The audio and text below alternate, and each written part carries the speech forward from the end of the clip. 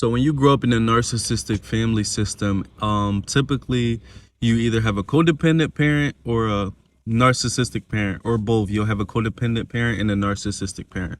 When growing up in this household, you have no choice but to either become a codependent or a narcissist. Sometimes the codependents become empaths. Sometimes the codependents become borderlines, which is BPD. And on the other end, the narcissist is just a narcissist. In my opinion, the codependent is more fortunate because they can work on themselves and become a better person. Although codependents can be, if not just as toxic as narcissists, or they can appear as narcissists. And dealing with the codependent parent as well, the unhealed codependent is just as bad as the narcissist, sometimes worse. You know, in my household growing up, I feel like the narcissist wasn't as visibly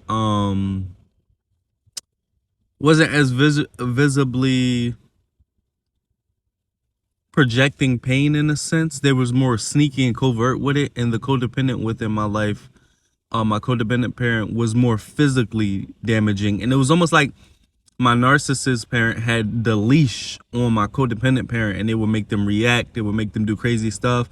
They would like gaslight them or antagonize them to, you know, abuse the children in the house. And they'd be like, oh, you're going to let that slide? You're going to blah, blah, blah, stuff like that.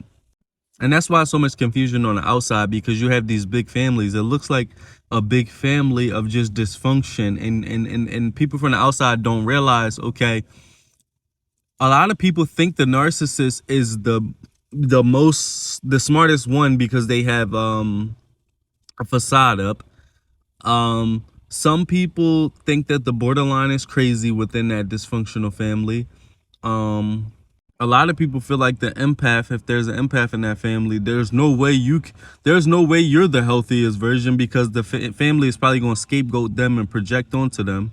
And also, typically, if it's a bigger family and there's a golden child, there's going to be another narcissist 9 times out of 10, or just a very severe.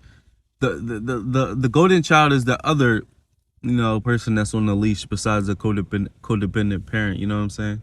But don't get it twisted. Sometimes there are 2 narcissistic parents, but from what I've been researching and just hearing, it seems like there's typically a codependent parent and a narcissistic parent. The codependent parent is just as toxic sometimes, or more toxic, and falls in line with the narcissistic parent's way of operating, because they don't want no parts. Like, it gets to a point where it's like you either fall in line or you get away.